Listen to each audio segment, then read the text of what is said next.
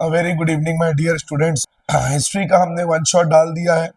आपने काफी अच्छा रेस्पॉन्स दिया है और सभी स्कूलों में जो एनुअल्स चल रहे हैं, जिस जहां जहां एनुअल हो गया है, पूरा पूरा हमने जो बताया है आपको, पूरा पूरा एग्जाम में वही आया है। तो जो मैं आपको पढ़ाता हूँ, जो मैं आपको कराता हूँ, उसका अच्छे से ध्यान दिया करिए। आपके एग्जाम में बाहर से कुछ नहीं आने वाला। तो फूड सिक्योरिटी, आज मैं आपके लिए इकोनॉमिक्स का वन शॉट लेकर आया हूं। फूड सिक्योरिटी, सबसे पहले फूड सिक्योरिटी क्या होता है? तीन फीचर्स होते हैं: availability, affordability and accessibility. Availability means food should be available to everyone. Affordability, it should be within the reach of everyone, मतलब फूड इतना महंगा ना हो कि लोग उसको खरीद ना पाए। And accessibility means food could be accessed by people whenever they want it. Food affordable हो, एसेसिबल हो और अवेलेबल हो। जब फूड की जरूरत हो, फूड अवेलेबल हो, एसेसिबल हो, आम लोगों तक उसकी पहुंच हो, एंड अफोर्डेबल, आम लोग उसको खरीद सके, फूड इतना लोगों की पहुंच में हो। तो ये होता है फूड सिक्योरिटी। इसके बाद फूड सिक्योरिटी की जरूरत क्यों पड़ती है बच्चों?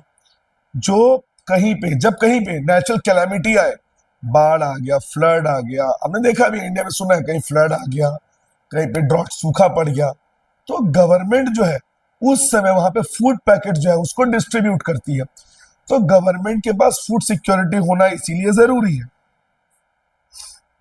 क्योंकि जब खाने की कमी हो जाए, नेचुरल सूखा पड़ गया, बाढ़ आ गया, खेती नहीं होगा, फूड ग्रेन्स का प्रोडक्शन नहीं होगा, तब लोगों को खाने की बहुत कमी हो जाएगी, तब फेमाइन पड़ेगा, भूखमरी आएगी, सूखा पड़ेगा। भारत में अब तक का सबसे भयानक जो सूखा पड़ा था वो बंगाल में पड़ा था 1843 में, जिसमें 30 लाख लोगों की, लगभग 3 मिलियन लोगों की डेथ हो गई थी। इंडिया का अब तक का सबसे डेवस्टेटिंग फेमाइन। और जब इस तरह का फेमाइन, भूखमरी पड़ती है, तब सबसे ज्यादा समाज के जो गरीब लोग होते हैं, पुअर पीपल होते हैं, उनको सबसे ज्यादा सफर करना पड़ता है। कैजुअल लेबर क्या होता है बच्चों? What do mean by casual labour? Casual labour means where the people are working but there is no job security. क्या पता आज काम है, कल आपके पास काम नहीं है। The salary is very meagre, salary बहुत कम है, आपकी सैलरी जो है बहुत कम है। आपको जो बेसिक नीड्स है वो भी आपकी पूरी नहीं हो पा रही है। कैजुअल लेबर में कौन आएगा बच्चों? Construction site worker, daily veg labour, दिहाड़ी मजदूरी करने वाले, कंस्ट्रक्शन साइट पे काम करने वाले डेली मजदूर, ये सब आते हैं किसमें? कैजुअल लेबर में। कैजुअल लेबर के पास कोई जॉब सिक्योरिटी नहीं होती, उनकी सैलरी बहुत कम होती है, तो इस वजह से ये जनरली फूड को अफोर्ड नहीं कर पाते।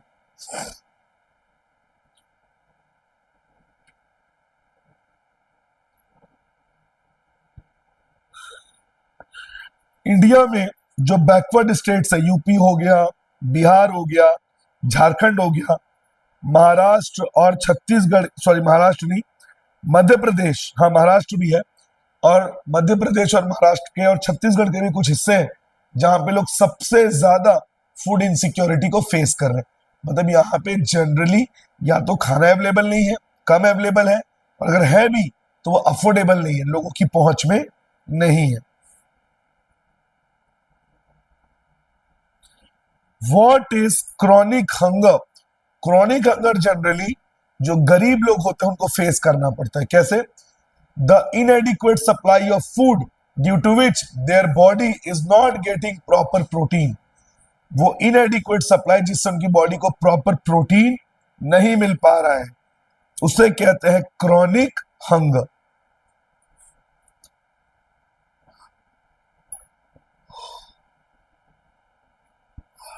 और सीजनल हंगर, जैसे गांवों में, रूरल एरियाज में लोगों के पास जब हार्वेस्टिंग होती है तब लोगों के पास काम होता है तो उस समय कमा धमा लेते हैं, लेकिन बाकी समय में जब उनके पास काम नहीं होता, तो काम नहीं है तो पैसा नहीं है, तो उनके पास फूड अवेलेबिलिटी भी नहीं होगा।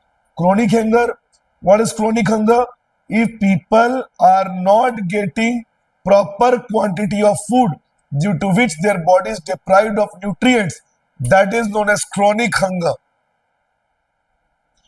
And if during a particular season people are getting work and the rest of the season they are not getting work, that type of hunger will be known as seasonal hunger, especially seen in rural areas. Green revolution क्या होता है बच्चों? What is green revolution? India में 1970 में, आपको पता होना चाहिए, इंडिया में पहले फूड ग्रेन्स की क्वालिटी इतनी खराब थी, इनफैक्ट इंडिया में प्रोडक्शन इतना कम था कि हमें अनाज बाहर से मंगाना पड़ता था। वो पानी पास करना तो किशन, वो वाला बॉटल देना, वाला तेरे पीछे जो खुमा।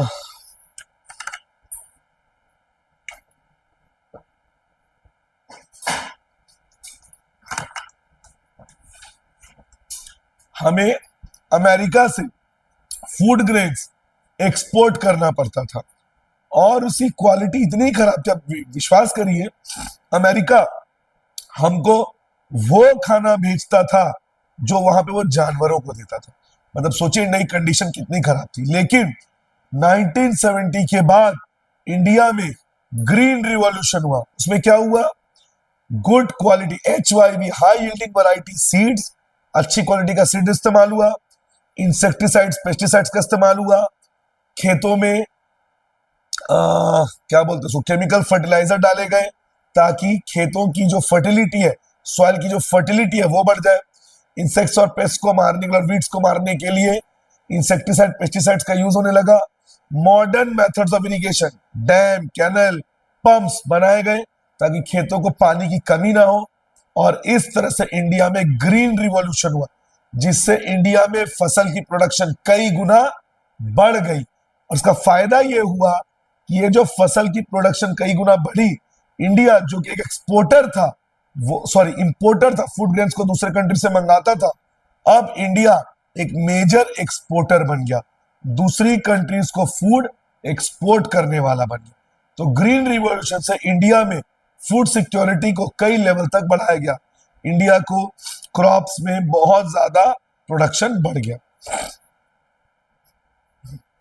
इसके बाद बफर स्टॉक क्या होता है? बफर स्टॉक क्रिएट करता है इंडिया का FCI, food corporation of India. क्या होता है बफर स्टॉक? जिस जगह पे बम्पर प्रोडक्शन हुआ है, सरप्लस प्रोडक्शन हुआ है, गवर्नमेंट वहां जाती है और वहां पे किसानों से MSP पे, मिनिमम सपोर्ट प्राइस पे वहां से अनाज उठाती है और अपने ग्रेनरीज में, अपने गोडाउन में उसको स्टोर करती है और फिर जहां जहां जरूरत हो उसको वो पहुंचा देती है। और ये बफर स्टॉक क्यों क्रिएट किया जाता है? ताकि समाज के गरीब लोगों को कम कीमत में दाना पानी, खाना पानी मिल सके। जैसे आप सभी ने सुना होगा, आपके गांव में, आपके गांव नहीं, आपके घरों में जो औरतें होती हैं वो कहती हैं कि, औरतें मतलब जो आपके यहाँ काम वाम करने आती है, जो मेड है, कि मुझे सोसाइटी जाना है। तो सोसाइटी का मतलब क्या है? राशन दुकान, PDS शॉप्स। ये वो राशन दुकान नहीं है बच्चों जहां से हम लोग नॉर्मली राशन लेते हैं। ये राशन दुकान है सरकारी PDS शॉप, जहां पे 2 रुपए किलो चावल, 3 रुपए किलो नमक सस्ता मिलता है, ताकि जो हॉकर्स है, पेडलर्स है, रिक्शा पुलर्स है, जो समाज के गरीब लोग हैं, वो वहां से सस्ते दामों में अनाज खरीद सके। अब उनके लिए तो पॉसिबल नहीं है ना बच्चों कि वो 200 रुपए लीटर वाला सरसों तेल, 100 रुपए केजी वाला बासमती चावल खरीद सके। तो उनको कहते हैं PDS शॉप्स, और जो सस्ते रेट में उनको दिया जाता है उसे कहते हैं इशू प्राइस। और राशन शॉप्स को फेयर प्राइस शॉप्स भी कहते हैं, और ये उन्हीं को मिलता है जिनके पास BPL card, below poverty line वाला कार्ड होता है। BPL कार्ड, अंत्योदय कार्ड या APL card, average poverty line.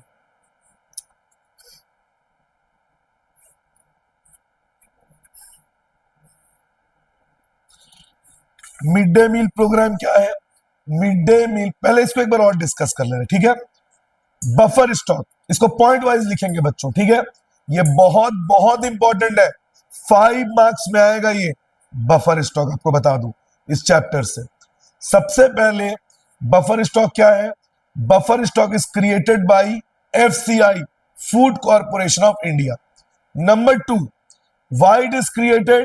It is created by the government to provide food grains and crops to poor sections of the society at a price much less than the market price, which is known as issue price. Here food crops is distributed by PDS shops, public distribution shops, which is also known as fair price shops, जहां पे आपके पास APL BPL card होने से आप ration ले सकते हैं। How it is created? The government purchase crops from those areas where there is surplus production. उन एरिया से फसल क्रॉप्स खरीदे जाएंगे जहां पे प्रोडक्शन बहुत ज्यादा हुआ है। समझ गए आप? किस प्राइस में? MSP, minimum support price. अब ये क्या होता है? Minimum support price is done by the government to the farmers so that farmers are encouraged to do more and more farming production. अब समझिए, मैं किसान हूं, मैं टमाटर उगा रहा हूं, मुझे पूरी उम्मीद है कि टमाटर का मुझे सही रेट मिलेगा। टमाटर में 1 केजी टमाटर का मेरे 10 रुपए खर्च हो रहे, मुझे उम्मीद है कि टमाटर 18 रुपए में बिकेगा। टमाटर का रेट एकदम से 7 रुपए हो गया, मुझे तो लॉस हो जाएगा। बट गवर्नमेंट ने मुझे प्रॉमिस किया था एमएसपी, मिनिमम सपोर्ट प्राइस की, कोई बात नहीं, मार्केट रेट गिर भी गया, हम आपसे 15 रुपए में खरीद लेंगे। तो बताइए, मुझे डर खत्म हो जाएगा कि यार मार्केट रेट कम भी हो गया, गवर्नमेंट को मैं बेचूंगा। इससे सारे किसानों को कॉन्फिडेंस मिलेगा कि मार्केट रेट गिर भी गया तो गवर्नमेंट हमसे हमारा अनाज खरीदेगी। तो इसको बोलते हैं minimum support price, which is promised और guaranteed by the government. If the prices of crops go down, government will purchase it, उसे कहते हैं एमएसपी। इससे बफर स्टॉक भरेगा और उस बफर स्टॉक से गवर्नमेंट राशन दुकानों को, जहां से हम राशन लेते हैं वो नहीं, उन राशन दुकानों में जाएगी और वहां पे गरीबों को कम रेट में अनाज, नमक, चावल, गेहूं, आटा, ये सब उनको मिलेगा। तो ये है बफर स्टॉक। इसके बाद आपका वो क्या नाम था उसका, mid day meal. Mid day meal क्या होता है? मिड डे मील आपने देखा है, जो सरकारी स्कूल के बच्चे होते हैं उनको भोजन दिया जाता है। जैसे छत्तीसगढ़ में अब अंडा भी दिया जाने लगा। ये क्यों दिया जा रहा है? ये एक्चुअल में गवर्नमेंट ने इसलिए किया था ताकि जो बच्चे हैं वो स्कूल ना छोड़े, कम से कम जो गरीब बच्चा वो खाने के नाम से स्कूल है। तो mid day meal gives food to children, और इससे फूड सिक्योरिटी मिली ताकि बच्चे स्कूल भी आ रहे हैं, पढ़ भी रहे हैं और उनको खाना भी मिल रहा है। ये अलग बात है कि उसमें करप्शन होता है, बच्चों को प्रॉपर फूड नहीं मिलता, वो अलग मैटर है। लेकिन मिड डे मील इसलिए शुरू किया गया था ताकि बच्चों को खाना दिया जा सके। तो बच्चों यहां पे इस चैप्टर से एक बफर स्टॉक जो मैंने आपको बता दिया, ये आपको पढ़ना है। एमएसपी, मिनिमम सपोर्ट प्राइस, जो गवर्नमेंट फार्मर्स को देती है ताकि वो फार्मिंग करें, इनकरेज हो farming. Issue price, PDS shops में, जिसको फेयर प्राइस शॉप भी कहा जाता है, poor sections of the society को मार्केट रेट से लोअर प्राइस में जो अनाज मिलता है उसे कहते हैं issue price.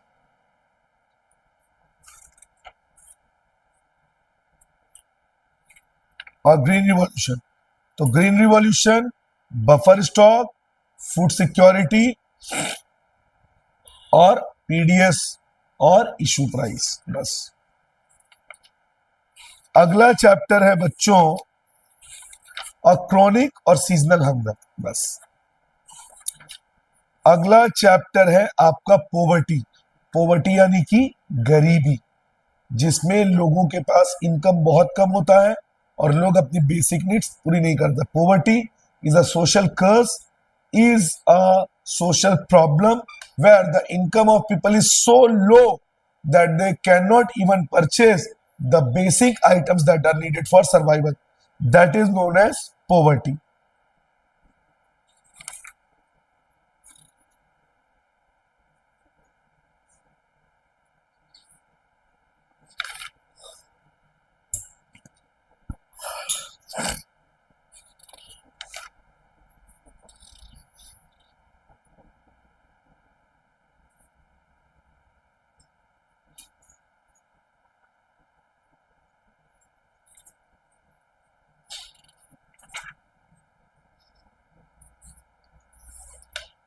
Causes of poverty, इसमें आपको पढ़ना है बच्चों पॉवर्टी के रीजंस क्या है। पहला, ओवर पॉपुलेशन।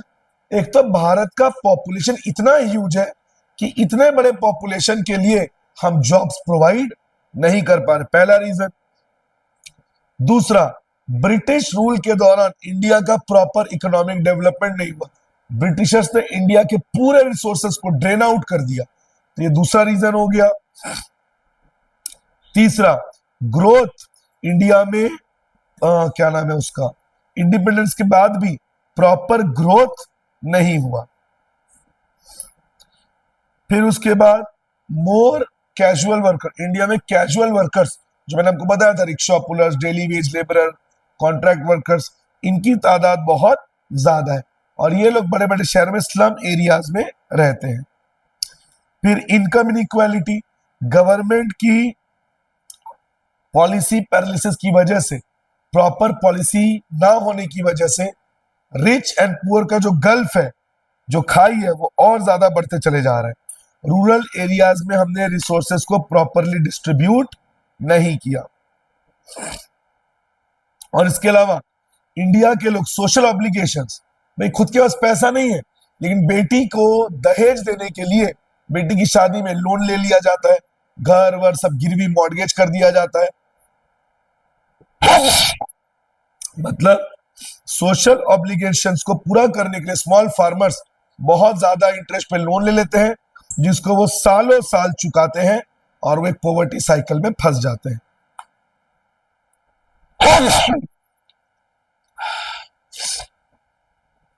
तो इंडिया में पॉवर्टी के basic reasons, number 1 huge population, number 2 instability in growth, number 3 drain out of resources by the Britishers during British rule, number 4 social obligations due to which the farmers take heavy loan at very high interest, due to which their all properties are mortgaged or confiscated.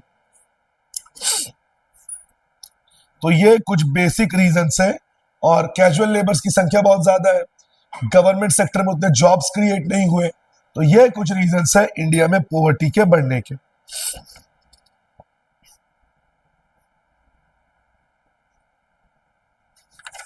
इसके बाद सबसे important anti poverty measure MNREGA, Mahatma Gandhi national rural employment regulatory act, ये बहुत बहुत important है। MNREGA was launched by the Congress government when Dr. Manmohan Singh was the prime minister during the year 2005.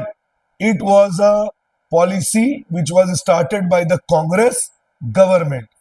It ensured that the rural people could get 100 days of guaranteed work. मतलब 100 दिन का रोजगार एकदम guarantee है, और अगर government काम provide नहीं कर पा रही है तो गवर्नमेंट आपके अकाउंट में 100 दिन का रोजगार का पैसा डाल देगी। इसे कहेंगे MNREGA, Mahatma Gandhi national rural employment act.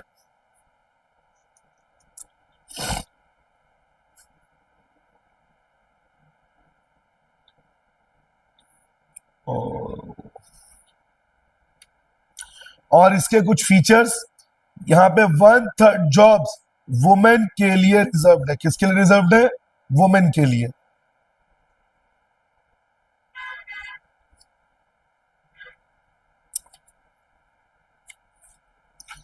ये चैप्टर भी हो गया।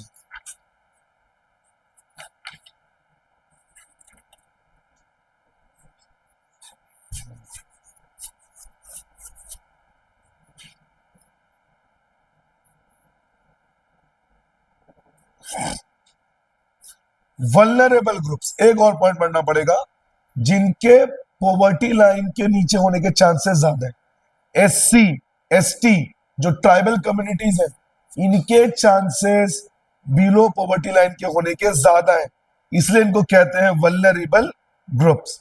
The social communities which are more prone to be living below poverty line are known as vulnerable groups, SC and ST.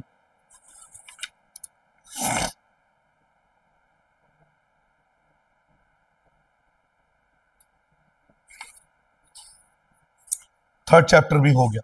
तो क्या पढ़ना है? Vulnerable groups, causes of poverty और MNREGA, Mahatma Gandhi national rural employment act 2005। अब people as resource यानी human resource. Human क्यों एक resource है? एक एजुकेटेड, हेल्दी, क्वालिफाइड आदमी बहुत बड़ा रिसोर्स है।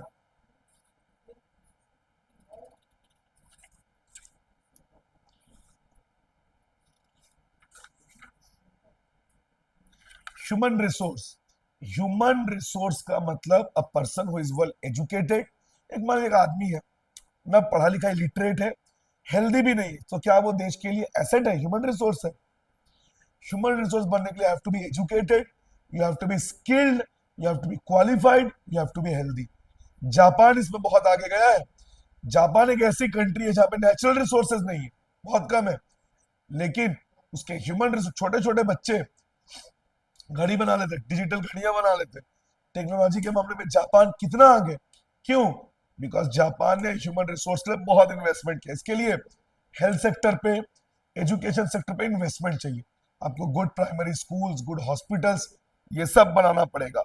गवर्नमेंट जितना ज्यादा इन्वेस्ट करेगी स्कूल्स पे, हॉस्पिटल्स पे, स्किल डेवलपमेंट पे, उस कंट्री के वर्कर्स उतने ज्यादा ह्यूमन रिसोर्स बनेंगे।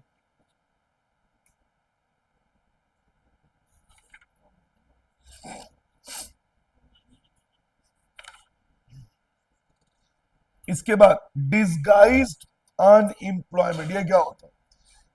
Disguised unemployment means more people are working than required. जितने लोगों की जरूरत है उससे ज्यादा लोग काम कर रहे हैं। It is specially seen in rural areas.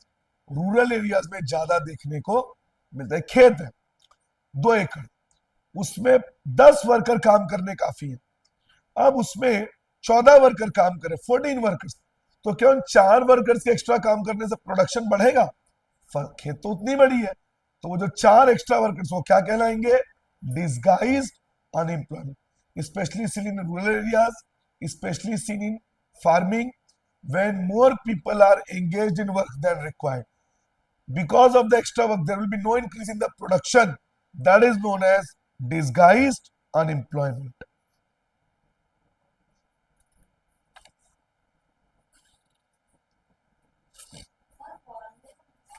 Form क्या, किसका मतलब?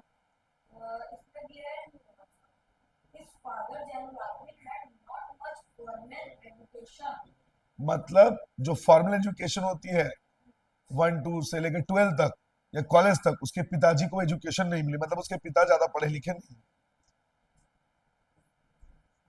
और सीजनल अनएम्प्लॉयमेंट, जब एक पर्टिकुलर टाइम में आपके पास जॉब रहेगा लेकिन बाकी टाइम आपके पास जॉब नहीं रहेगा, क्या कहेंगे उसको? Seasonal unemployment.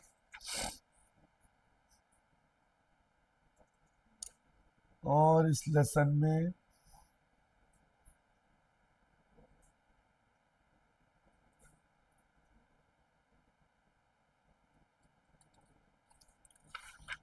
कुछ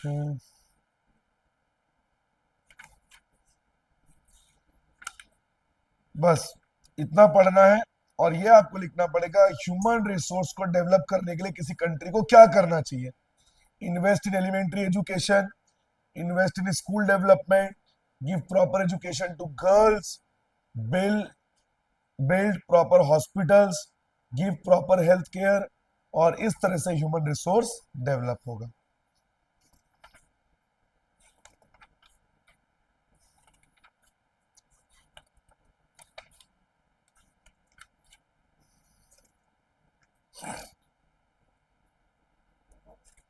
स्टोरी ऑफ पालमपुर, ये उतना इंपॉर्टेंट तो नहीं है क्योंकि ये पहले भी हाफ ईयरली में आ चुका है। अगर आएगा इसमें ज्यादा कुछ टेंशन की बात नहीं। फिजिकल कैपिटल, फार्मिंग में जो फिजिकल कैपिटल होता है उसको किसे किसे कहते हैं? Machines.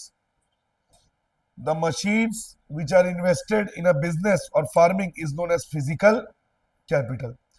Fix capital, machine, building, all these are known as fix capital. Working capital, raw material, workers. जैसे मेरे को खेती करनी है तो जितने भी मैं रॉ मटेरियल लाऊंगा बुलॉक कार्ट्स, लाइव स्टॉक, जानवर, भेड़, बकरी, ठीक है, ये सब क्या कहलाएगा मेरा? Working capital. ट्रैक्टर, मशीन, ये सब क्या कहलाएगा? Fix capital. और एक और चीज चाहिए, ह्यूमन कैपिटल। आपको ट्रैक्टर चलाने नहीं आता, यूज कर पाओगे? बहुत शानदार लैपटॉप दे दिया, चलाने नहीं आता, यूज कर पाओगे? तो फिजिकल कैपिटल के इफेक्टिव यूज के लिए क्या चाहिए? Human capital. और खेती के लिए जो भी चीजें आपको चाहिए, सिर्फ खेती के लिए, प्रोडक्शन के लिए, land, labour, raw material, building, factory, electricity, all these are known as factors of production. ये वाला हो गया। तो ये आपका इकोनॉमिक्स का वन शॉट डन। एक बार सिविक्स की बुक दो तो। कल ही सिविक्स का वीडियो बना देते हैं, अभी दोबारा बताना नहीं पड़ता। बुक नहीं लाया, देख वो उसके पास होगा, खरगोश के पास। जल्दी दे जल्दी।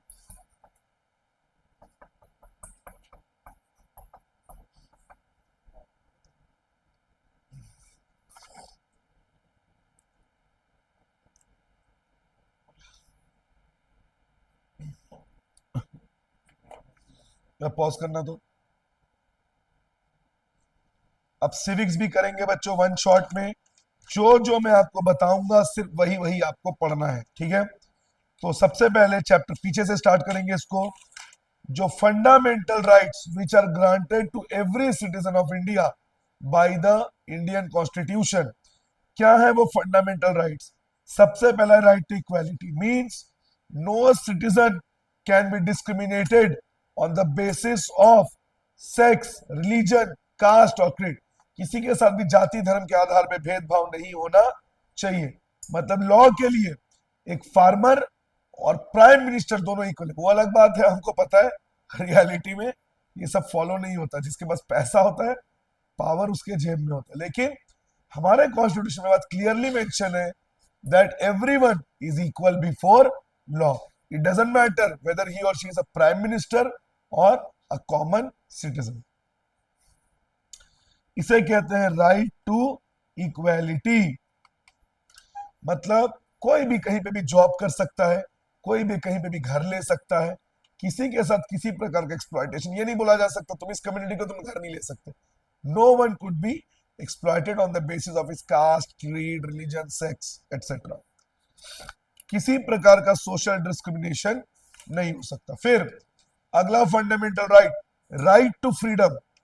You can go anywhere in India, you can live anywhere, you can do any kind of job, you can express your opinion. इसका मतलब ये नहीं आप किसी को गाली दे रहे हो।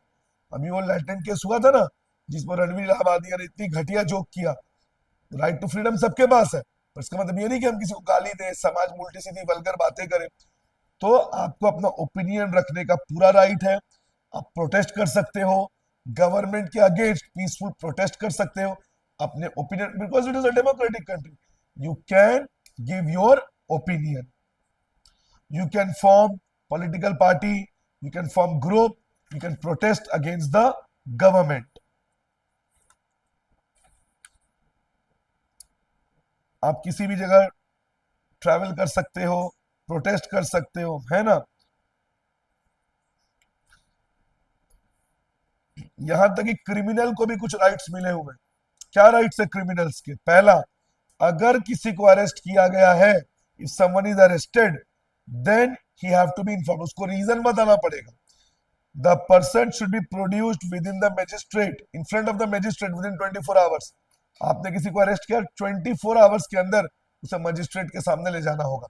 आप उसको इनलीगली डिटेन करके नहीं रख सकते। और वो कितना ही बड़ा क्रिमिनल हो, उसको वकील रखने का, अपने लिए लॉयर रखने का पूरा राइट है। थोड़ा बैठ, थोड़ा बैठ, थोड़ा बैठ। Right against exploitation, no one could be exploited. जैसे इंडिया में 14 साल से कम उम्र के बच्चों से आप काम नहीं करवा सकते। अगर करवा रहे हैं तो इट्स अ क्राइम, आपके साथ जेल हो सकता है। ह्यूमन ट्रैफिकिंग, इंसानों को इलीगली अपने स्मगल करना अपने इलीगल नीड्स के लिए। तो किसी के साथ भी इमोरली आप उसको एक्सप्लॉयट नहीं कर सकते, आप किसी से जबरदस्ती काम नहीं करवा सकते। Right to freedom of religion, India is a secular state, India का अपना कोई रिलीजन, ऑफिशियल रिलीजन नहीं है। Everyone is free to profess his religion, to follow his religion, to propagate, अपने रिलीजन को बढ़ा सकता है, अपने रिलीजन को मान सकता है। और इंडियन गवर्नमेंट अपना कोई रिलीजन को फॉलो नहीं करेगी। It's a secular state, Diwali में भी छुट्टी होगी तो ईद में भी होगी, ईद में होगी तो गुरु नानक जयंती में भी होगी। इंडिया का अपना कोई ऑफिशियल स्टेट रिलीजन नहीं है, secular state. And cultural and education rights, her community को ये पूरा राइट है अपने कल्चर के सैंक्टिटी को, अपने कल्चर को पूरी तरह से डिग्निफाइड रखने का। जैसे सिख धर्म में जो 5 के होते हैं, कृपाण, केश, कच्छा, कड़ा, और क्या होता है, कृपाण, केश, कच्छा, कड़ा, 5 के होता है। कृपाण, केश, कच्छा, कड़ा, एक और के रहता है, मेरे को भी याद नहीं आ रहा, 5 के होता है, कड़ा, केश, कंघा। तो ये 5 के सिख धर्म में इंपॉर्टेंट है। तो जनरली वेपन्स कैरी करना इलीगल है, लेकिन सिख धर्म को ये राइट मिला हुआ है कि वो कृपाण कैरी कर सकते हैं। ये क्यों किया गया? ताकि सिख्स अपनी कल्चरल आइडेंटिटी को मेंटेन कर सके। इसके अलावा माइनॉरिटीज जो है, जैसे गुरु नानक स्कूल, मस्जिदों में जो मदरसे होते हैं, इनको अपने स्कूल चलाने की आजादी दी गई है ताकि ये अपने कल्चर को, अपने आइडेंटिटी को प्रोपगेट बढ़ा सके। Right to constitutional remedy, very very important. If you, as a citizen, you think that government has violated your right, you can approach the Supreme Court. Then Supreme Court will take action. It is known as constitutional remedy. और B R Ambedkar ने constitutional remedy को soul and heart of the constitution, हमारे constitution की दिल और आत्मा कहा है। ठीक है, मतलब अगर हमारे किसी भी फंडामेंटल राइट को लगता है कि भाई मैं यहाँ पे घर लेने गया, मेरे साथ एक्सप्लॉयटेशन हुआ, मेरे को मेरे जाति या धर्म की वजह से मेरे को घर लेने नहीं दिया गया, मैं सीधे सीधे हाई कोर्ट और सुप्रीम कोर्ट में अपील कर सकता हूं और उसके लिए एक्शन लिया जाएगा और इसे कहेंगे कॉन्स्टिट्यूशनल रेमेडी। और बी आर अम्बेडकर ने इसको कहा था heart and soul of our constitution. बस इतना आपको पढ़ना है इस लेसन में।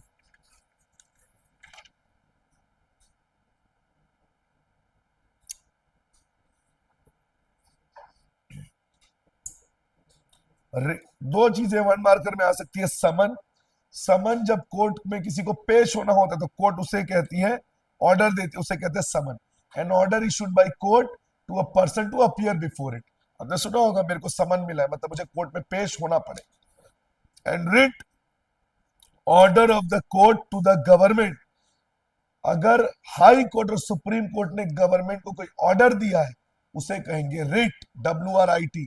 और ये हाई कोर्ट और सुप्रीम कोर्ट को छोड़ के कोई और इशू नहीं कर सकता, क्या कहेंगे इसे? Writ. Formal order issued by high court और supreme court to the Indian government. बस 5th चैप्टर में आपको इतना ही पढ़ना, फंडामेंटल राइट्स, कॉन्स्टिट्यूशनल रेमेडी और लास्ट में जो मैंने बताया रिट, और एक क्या बोला, समन। समन कोर्ट आपको बुलाती है, फॉर्मली इशू करती है आपको नोटिस, और रिट गवर्नमेंट को सुप्रीम कोर्ट और हाई कोर्ट का ऑर्डर। इसके बाद लेसन नंबर 4 में आपको ज्यादा कुछ नहीं पढ़ना है। सबसे पहले आपको पढ़ना है परमानेंट एग्जीक्यूटिव और temporary executive. Permanent executive, all the government officials, सरकार बदलती है पर क्या ऑफिशियल्स बदलते हैं? क्या दिल्ली में अभी केजरीवाल की सरकार गिर गई, हार गई, आम आदमी पार्टी बीजेपी आ गई, क्या वहां के कलेक्टर कमिश्नर वो भी हट गए? नहीं। तो जो पॉलिटिकल एग्जीक्यूटिव है, the ministers who are elected by voting, that is temporary executive, because it is not guaranteed that they will be forever in their post. If they are not winning the election, they will be removed. That's why the political executive is temporary. Modi ji तब तक है जब तक वो चुनाव जीत रहे, जिस दिन चुनाव हार गए वो पीएम नहीं रहेंगे. ठीक उसी तरह जितने भी मिनिस्टर्स हैं वो सब पॉलिटिकल एग्जीक्यूटिव में आते हैं और वो टेम्पररी है. परमानेंट एग्जीक्यूटिव गवर्नमेंट ऑफिशियल्स, एक बार जॉब लग गई, इलेक्शन पे आपको नहीं लिया गया, you are recruited by exam. So all the government officials are permanent executive, they are not changed by election. याद रखें इसको. और हमारे देश में हाईएस्ट फॉर्मल अथॉरिटी किसके पास है? प्रेसिडेंट के पास. President is the head of the state, prime minister is the head of the government. दो हाउसेस होती है, लोकसभा और Rajya Sabha. Lok Sabha house of the people, council of the people. Rajya Sabha council of states. Lok Sabha is more powerful than Rajya Sabha because Lok Sabha, the MPs are directly elected. Remember this. Lok Sabha is more powerful. Impeachment क्या होता है? अगर आपको supreme court या high court के जज को remove करना है, the process to remove the judges of high court and supreme court is known as impeachment. What is the process? A joint session will be called of Rajya Sabha and Lok Sabha, and if 2/3 majority of people are saying that yes, we want to remove, they are giving vote in favor of impeachment, then the judge will be removed. इसको हिंदी में महाभियोग कहते हैं. अगर किसी जज को, supreme या हाई कोर्ट के जज को हटाना है तो उसके लिए राज्यसभा और लोकसभा का ज्वाइंट सेशन बुलाया जाएगा. 2/3 मेजोरिटी ने अगर कह दिया कि यस, तो जज को रिमूव किया जाएगा. This process is known as impeachment.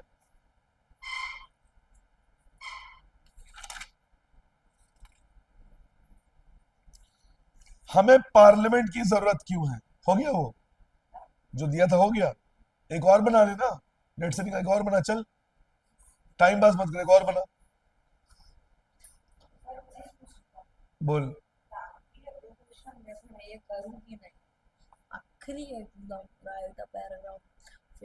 हाँ लिख दे, प्रैक्टिस हो जाएगा. लिख दे, लिख लिख. मारूंगा नहीं तो बिठा दूंगा 9 बजे. चल. Why do we need a parliament? हमें पार्लियामेंट क्यों चाहिए? Parliament is the supreme law making body of the country. Parliament से बड़ा सुप्रीम कोर्ट भी नहीं है. देश के लिए कानून बनाने का सबसे बड़ा पावर किसके पास है? पार्लियामेंट के पास. Parliament can make laws, can repeal the old laws. नए लॉज बना सकते हैं, पुराने लॉज को बैन कर सकती है. Parliament control all the budget of the government. Parliament से ही गवर्नमेंट को बजट पास होता है. And parliament is the greatest platform given in democracy where our representatives debate on national issues. Parliament ही वो जगह है जहां पे हमारे रिप्रेजेंटेटिव, जिनको हमें चुना है, India is a representative democracy, जहां पे हम अपने रिप्रेजेंटेटिव चुनते हैं और वो नेशनल इश्यूज पे डिबेट करते हैं.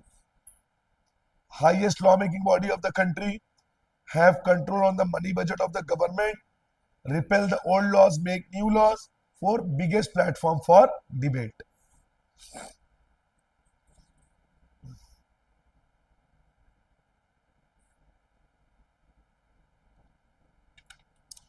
ग्रुप ऑफ मिनिस्टर्स को काउंसिल ऑफ मिनिस्टर्स कहते हैं, कैबिनेट ऑफ मिनिस्टर्स. मिनिस्टर्स का जो ग्रुप है उसको कहते हैं कैबिनेट ऑफ मिनिस्टर्स.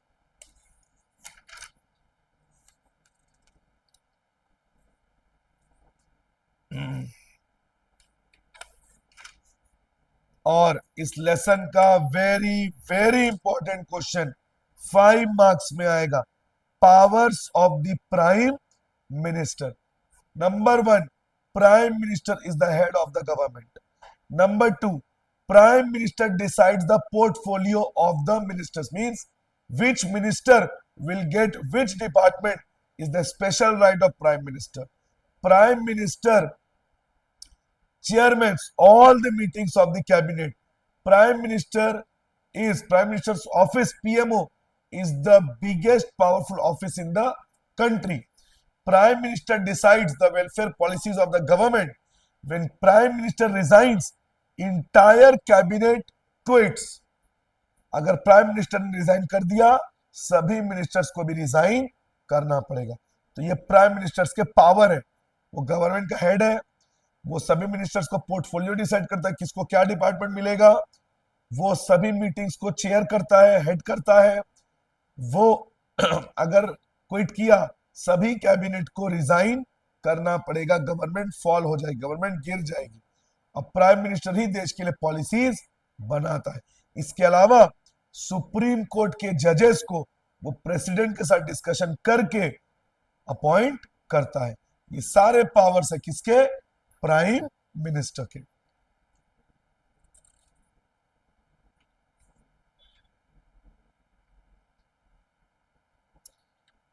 और ध्यान रखिए, हमारे देश में प्रेसिडेंट डायरेक्टली इलेक्टेड नहीं होता, हमने जिनको एमएलए और एमपी इलेक्ट किया है, वो लोग प्रेसिडेंट चुनते हैं।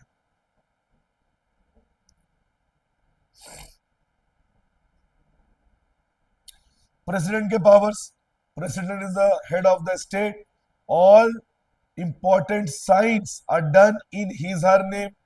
President is head of the army, is head of the air force, is head of the naval force.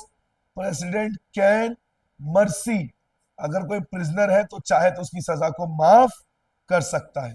इसके अलावा जब किसी एक गवर्नमेंट को मेजॉरिटी नहीं मिली, तो प्रेसिडेंट डिसाइड करता है किस पार्टी को बुलाना है, क्या कहते हैं उसको, गवर्नमेंट फॉर्म करने के लिए। President is the supreme commander of defence forces of India. तो प्रेसिडेंट के जो पावर है एक बार डिस्कस कर लेते हैं। President is known as the head of the state, all important science, all important deals are done on his her name. He or she, president is the head of the defence forces, supreme commander of defence forces of India during coalition government. With his view, he can call the government, he can call anyone, he can call a party which he thinks is right to form the government. और president election commissioner को, chairman of election commission, जजेस of supreme court, उसको prime minister से discuss करके appoint करता है। ये power है प्रेसिडेंट का।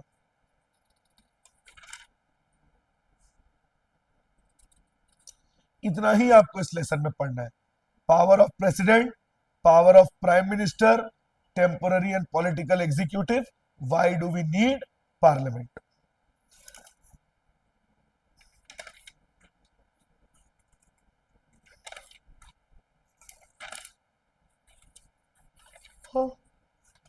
कोएलिशन गवर्नमेंट क्या होता है?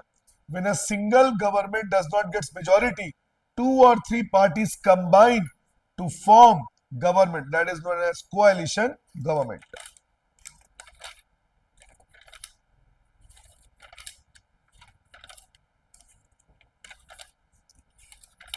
इसके बाद आ गए हम लोग चैप्टर नंबर 3,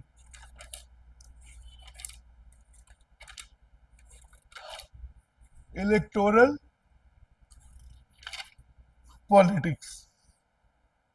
सबसे पहला, why is election democratic? Election democratic क्यों है, या इलेक्शन डेमोक्रेटिक कैसे बने? How can an election become democratic? Number 1, everyone should have a chance to vote. हर किसी को वोट डालने का राइट मिलना चाहिए, irrespective of his her caste, creed, religion, चाहे वो किसी भी जाति या धर्म का हो, उसको वोट डालने का राइट मिलना चाहिए। Number 2, 1 person 1 vote. ऐसा नहीं है कि अंबानी है तो उसके वोट, उसके पास पैसा बहुत है, उसके वोट का पावर ज्यादा हो। 1 person 1 vote. Universal adult suffrage. Every person above the year of 18 should get a chance to vote. Number 3, regular elections. हर 5 साल या 4 साल में इलेक्शन होने चाहिए। Number 4, the people should get a chance, a choice.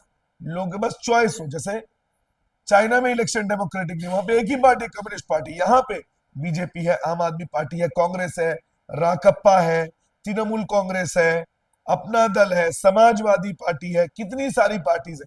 तो हमारे पास ऑप्शंस है। The people should get a choice to select. The election should be free from money and muscle power. तो ये होता है जिससे इलेक्शन डेमोक्रेटिक हो सके। Everyone should have a chance to vote, one person one vote. क्या बोल रहा था? The election should happen regularly, regular interval of elections means हर 4 साल या 5 साल में इलेक्शन हो। ऐसा नहीं कि एक बार चुन लिया तो वही राजा बने रहे। तो election should take place at regular intervals, इधर 5 years or 4 years. There should be a choice for the people to select from.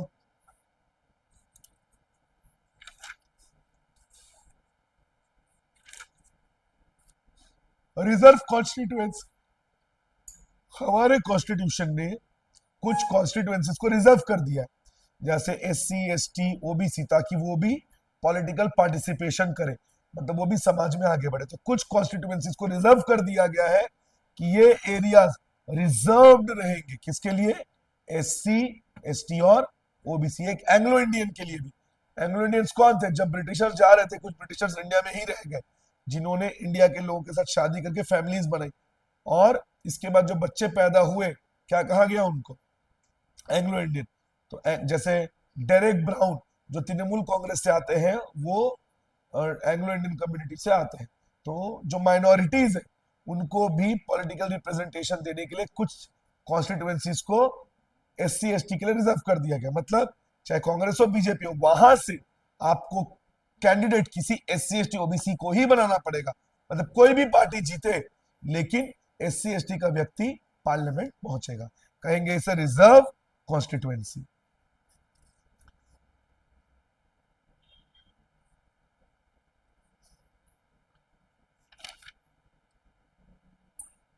Universal adult franchise, every person above the year of 18 should get a chance to vote. Universal adult franchise. कौन सी country है जिसने दुनिया में सबसे पहले औरतों को वोट डालने का राइट दिया? New Zealand. Epic election photo identity card, आजकल गवर्नमेंट हर किसी को ये कार्ड इशू कर रही है। ये वोटिंग के लिए कंपलसरी तो नहीं है, पर अच्छा है। नॉमिनेशन, नॉमिनेशन क्या होता है? When a candidate files his nomination to win an election, to stand in an election, to participate in an election।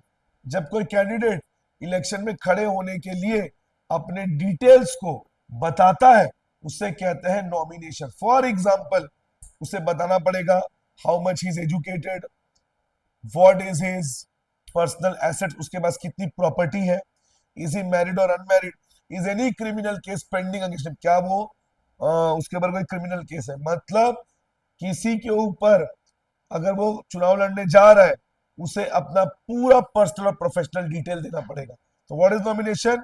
When a person stands for an election, then he goes to the collector office, he or she goes to the collector office and gives all his details on a registered note, like how much he is educated, how much property he have, how much cash he have, is there any criminal case against him or her, and is he married or unmarried. That is known as nomination of candidate. And if someone has filed wrong nomination, his election even after winning may be cancelled। जैसे UP में Samajwadi party के leader थे, क्या नाम था उसका, आजम खान, ने कुछ गलत डिटेल्स दिए थे, तो बाद में उनका इलेक्शन का नॉमिनेशन कैंसिल हुआ और उनको जेल भी हुई।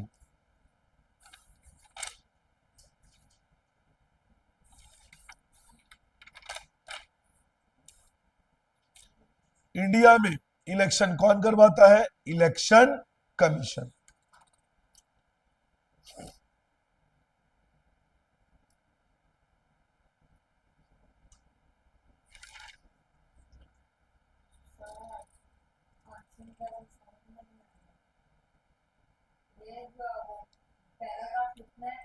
उसको छोड़ दे, दूसरा अनसीन पैसेज बना लेना।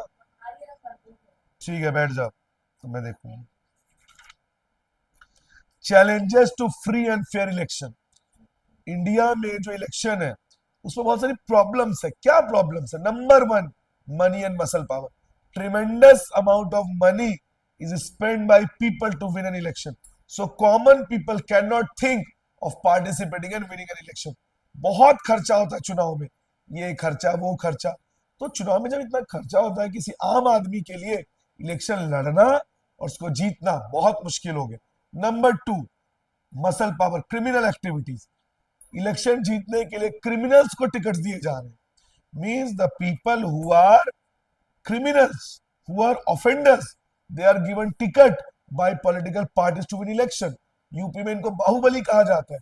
ऐसे ऐसे लोगों को टिकट दिए जाते हैं जो क्रिमिनल्स है। सोचिए, पार्लियामेंट में वुमेन सेफ्टी के ऊपर डिस्कशन हो रहा है, उसमें एक ऐसा पार्लियामेंट है जो रेपिस्ट है, लेकिन क्योंकि उसको टिकट मिला और वो चुनाव जीत गया है, पैसे खिला के लोगों को डरा के, तो वो वुमेन सेफ्टी के ऊपर बहस कर रहा है। सोचिए हमारे लिए कितने शर्म की बात है। तो क्रिमिनल्स को भी टिकट्स मिलता है इलेक्शन जीतने के लिए। Number 3, no moral values, the only thing is to win election. सही गलत नहीं, गलत आदमी को टिकट दे दो, टिकट बेचो, पैसे खिलाओ, दारू पिलाओ, means there is huge amount of corruption to win election. There is no place for moral values. Number 4, women participation is less. औरतों का पॉलिटिकल रिप्रेजेंटेशन इंडिया में बहुत कम है। 5th, डायनेस्टिक पॉलिटिक्स, कुछ पॉलिटिकल पार्टीज में कुछ फैमिलीज ने ही कंट्रोल किया है। Means deserving people are unable to get a chance and some people of a particular family are controlling the party. जैसे कांग्रेस में गांधी परिवार पूरा कंट्रोल कर रहा है, Samajwadi party Yadav family control कर रहा है, राष्ट्रीय जनता दल आरजेडी को पूरी पार्टी को कंट्रोल कर रहा है लालू प्रसाद यादव के 2 बच्चे जो उतने एजुकेटेड भी नहीं, 9 तक पढ़े हैं। तो कहने का मतलब ये है कि ये सब प्रॉब्लम्स है free and fair election. Money and muscle power, criminals are given tickets, women participation is less, dynasty politics, huge amount of corruption। तो ये कुछ प्रॉब्लम्स है इलेक्शन में, फ्री एंड फेयर इलेक्शन के लिए।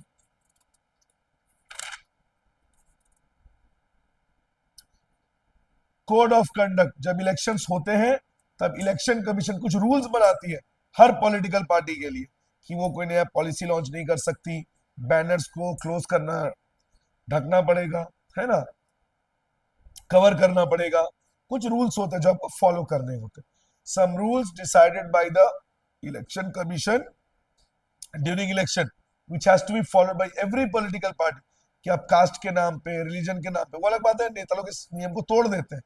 रिलीजन के नाम पे, कास्ट के नाम पे वोट नहीं मांग सकते, है ना, पैसे नहीं खिला सकते। तो ये कुछ रूल्स है जिसे कहते हैं कोड ऑफ कंडक्ट।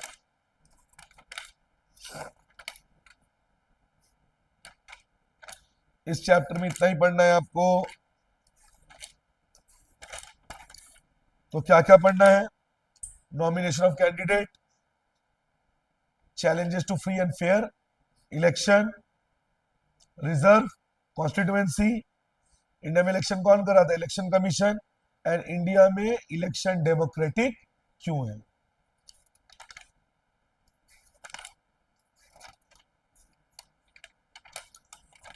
इसके बाद chapter 2,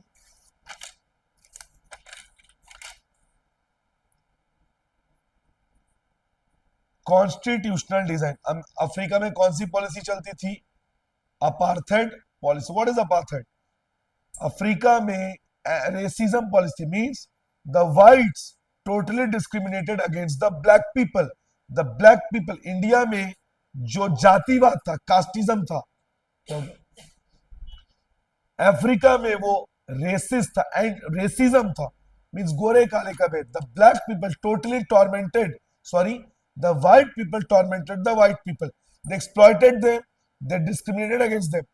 The blacks could not go where the white people go to enjoy their holidays. In the South Africa, they could not go to the beaches where the whites enjoyed. In jobs, in schools, they were forbidden to go where the whites were enjoying. They were killed if they entered the property of the white people.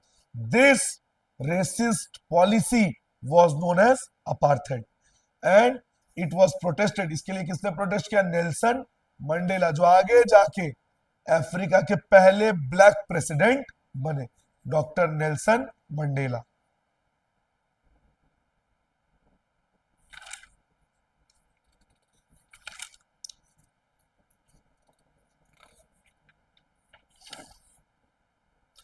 एक constitution में क्या क्या features होने चाहिए? First, a degree of trust.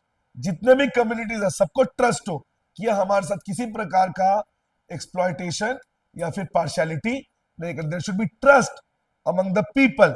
Number 2, how the government should work. Number 3, it limits the power of the government. Number 4, the aspirations of the people. खत्म होने वाला है, बस 5 मिनट और लगेगा. उसे कॉपी चेक कर दे तो वो बनाया है, क्या बोलते हैं उसको यार, अनसीन पैसेज किया है, उसका आंसर चेक कर दे.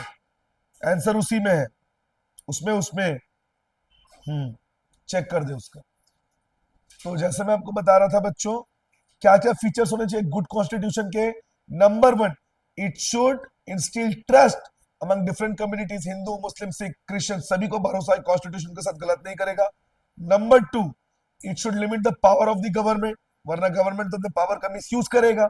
गवर्नमेंट के पास भी पावर है, पर power unlimited, it's not absolute. It limit the power of the government so that within the framework the government could rule.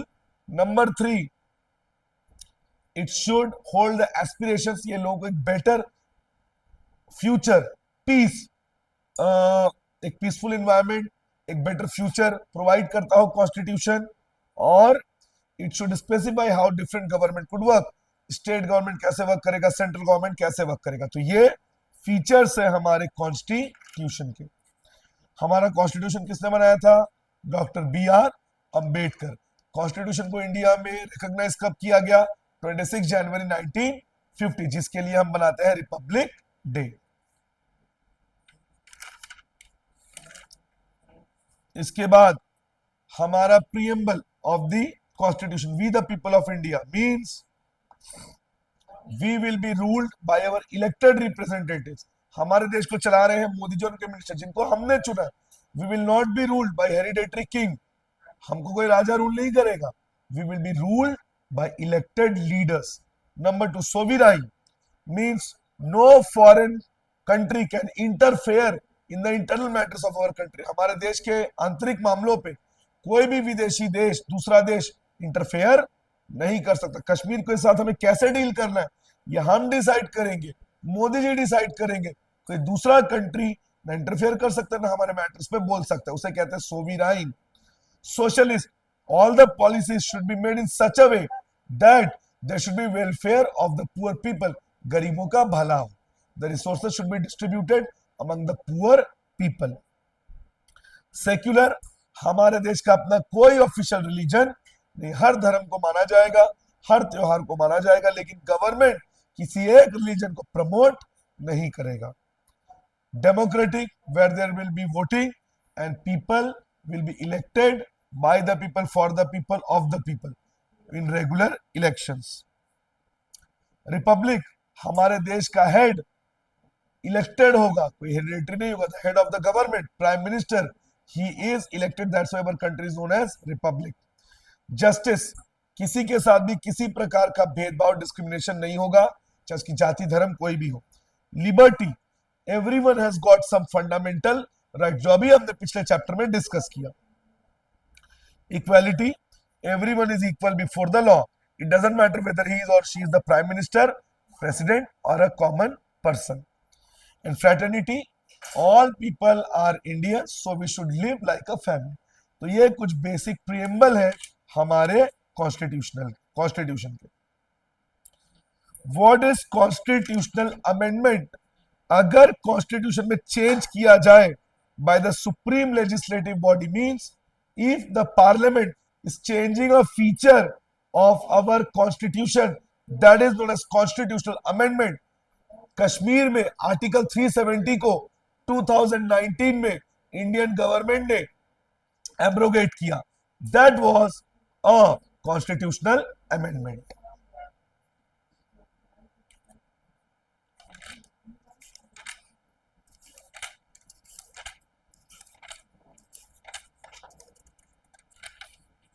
Last chapter में आ गए हैं, चैप्टर 1.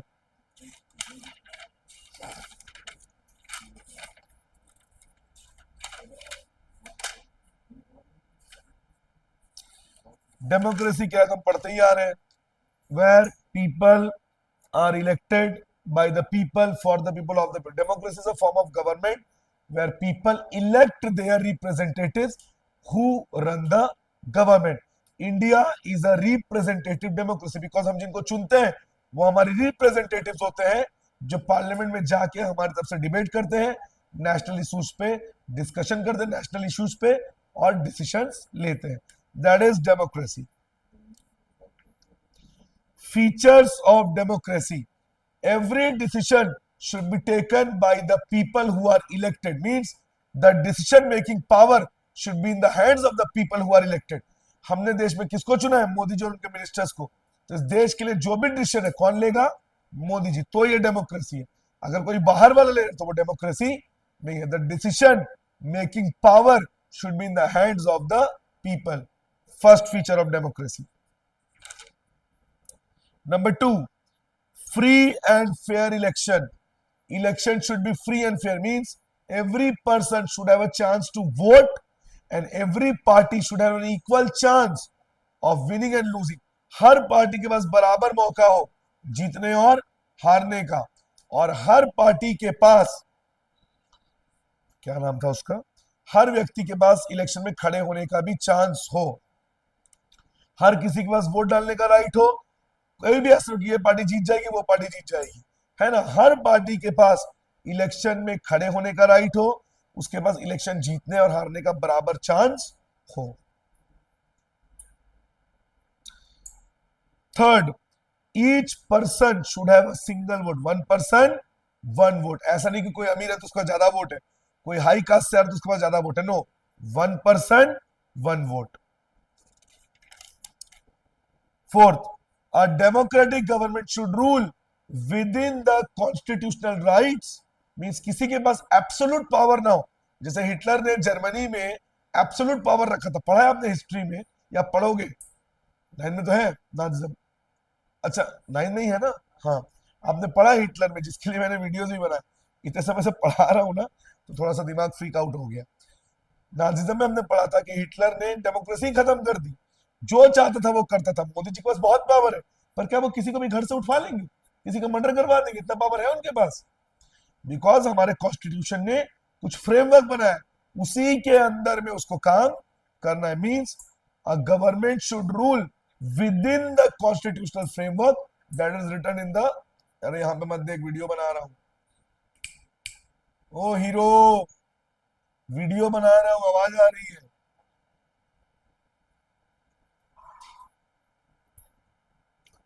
तो what are the features of democratic government?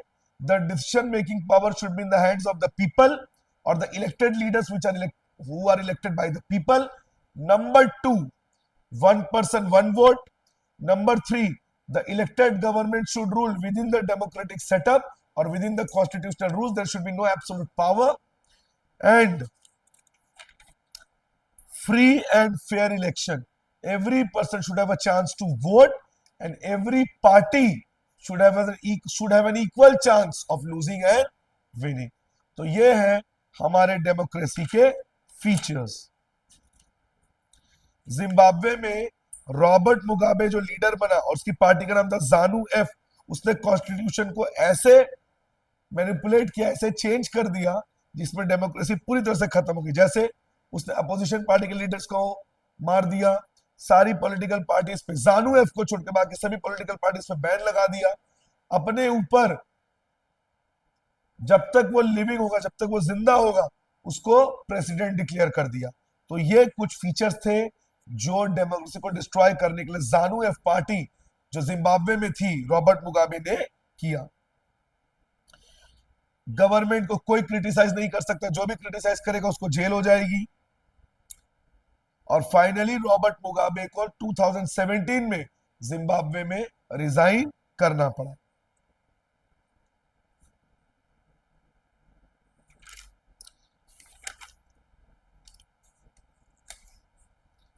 अब democracy के advantage और फिर democracy के डिसएडवांटेज बस सबसे पहले डेमोक्रेसी का एडवांटेज, पहला, it is a more accountable form of government.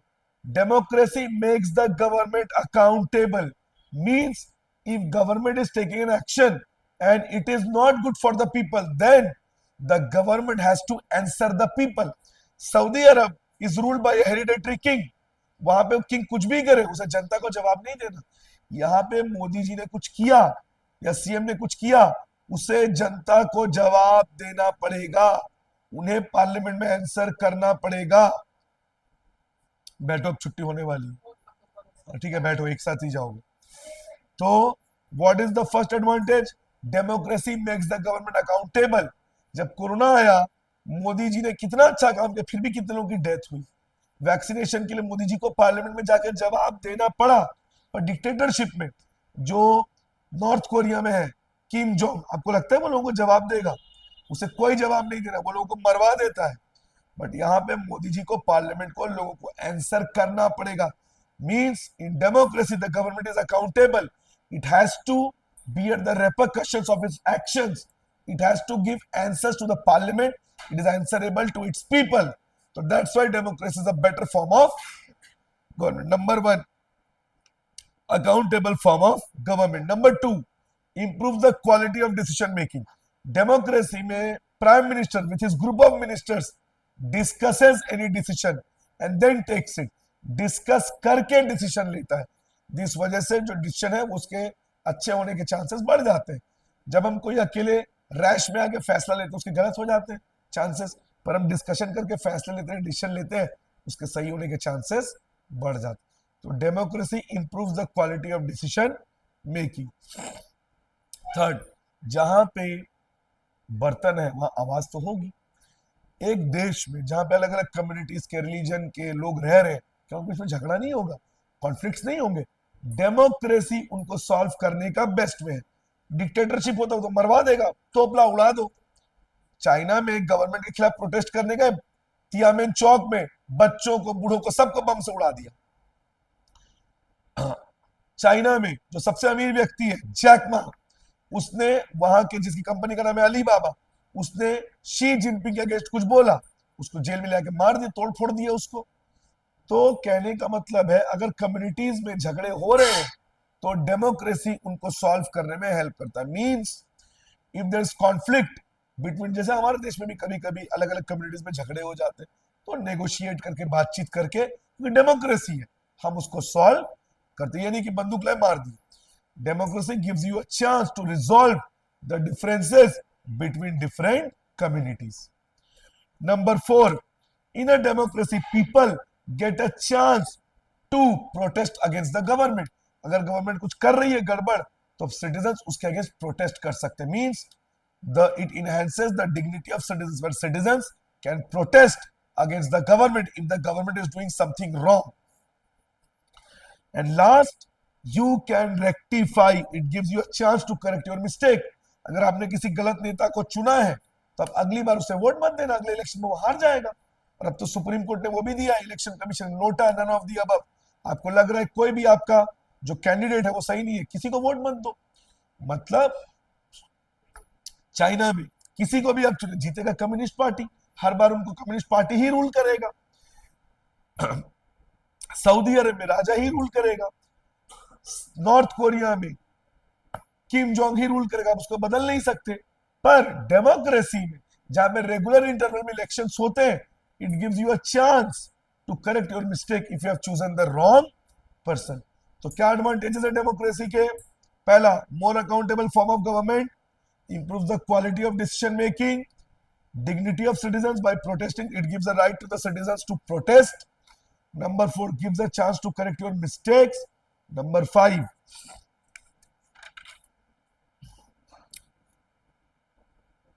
democracy helps to resolve the differences. अलग अलग कम्युनिटीज के बीच में जो डिफरेंसेस है उसको बातचीत से, नेगोशिएशन से, पीस से, पीसफुली उसको डील कर सकते हैं। ये तो डेमोक्रेसी के एडवांटेज हुए।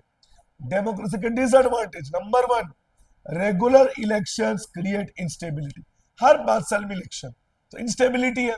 इस बार ये सरकार, अगली बार कोई और सरकार, ये सरकार की सोच अलग है, दूसरी सरकार है कुछ और अलग है। मतलब रेगुलर इलेक्शन से इंस्टेबिलिटी बढ़ती है, स्टेबिलिटी नहीं रहती, बिकॉज हर गवर्नमेंट की थिंकिंग उसका वर्किंग अप्रोच अलग होता है। अब सोचिए, आप बच्चों को हर 2 साल में अलग अलग स्कूल भेज दे तो आपको भी दिक्कत होगा। तो जिस स्टेट में, जिस कंट्री में बार बार नेता बदलते हो, लीडर्स बदलते हो, वहां पे दिक्कत आती है। तो number 1, instability. Number 2, election is very expensive, एक इलेक्शन कराने में करोड़ों रुपए खर्च होते हैं, huge amount of money is wasted in election whenever it takes place. 3. Corruption, election में बहुत करप्शन होता है, बस खत्म होने वाला है, लास्ट में आ गया। इलेक्शन में बहुत करप्शन होता है, लोग मनी और मसल पावर करके, नेताओं को ब्राइब करके, उनको अल्कोहल देके, पैसे से इलेक्शन जीत जाते हैं। Increasing money and muscle power in democracy. Number 4, democracy is not a magic word. Democracy हर चीज की जादुई छड़ी नहीं है। आज भी डेमोक्रेसी अगर इतना ही सक्सेसफुल होता तो पॉवर्टी खत्म हो जाती, अनएम्प्लॉयमेंट खत्म हो जाता। Democracy is not a solution to each and every problem. 5, democracy, in democracy decisions are taken by discussion which takes time. Democracy में फैसले लेने के लिए डिस्कशंस होते हैं जिसमें टाइम लगता है, मतलब इमरजेंसी में ये फेल हो सकता है जब आपको क्विक डिसीजन लेना पड़े। और sometimes the elected leaders are not literate enough, they are not understanding enough, they don't know what is good for the people। तो ये डेमोक्रेसी का डिसएडवांटेज है। इतना ही आपको इस लेसन में पढ़ना, फीचर्स, एडवांटेज और डिसएडवांटेज। मेक्सिको में क्या किया था पीआरआई पार्टी ने डेमोक्रेसी को डिस्ट्रॉय करने के लिए? जो अपोजिशन पार्टी के वोट थे उनको ना मिले तो उनके पोलिंग बूथ को एकदम दूर कर दिया, लास्ट मिनट में पोलिंग बूथ को एकदम दूर कर दिया और चेंज कर दिया ताकि रूलिंग पार्टी के अगेंस्ट वोट ना पड़े। रूलिंग पार्टी ने टीचर्स के थ्रू बच्चों को थ्रेटन किया कि अगर उनके पेरेंट्स ने वोट नहीं दिया पीआरआई पार्टी को तो स्ट्रिक्ट एक्शन लिया जाएगा। वोट रिगिंग किया गया, इलीगल वोट डलवाए गए, ये किया था पीआरआई पार्टी ने मेक्सिको में डेमोक्रेसी को डिस्ट्रॉय करने के लिए। इस लेसन में इतना ही पढ़ना है। तो लगभग 2 घंटे की वीडियो में कंप्लीट इकोनॉमिक्स, कंप्लीट सिविक्स मैंने आपको करवा दिया। आप किसी भी स्कूल से हो, पूरा एग्जाम यहीं से आएगा। इस वीडियो को देखें, एग्जाम अच्छे से दें। All the very best. पूरा 10th में भी स्नेहपूर्ण शिक्षा आपके साथ रहेगी। Have a good day. Channel को सब्सक्राइब करें, वीडियो को लाइक और शेयर करें। Thank you.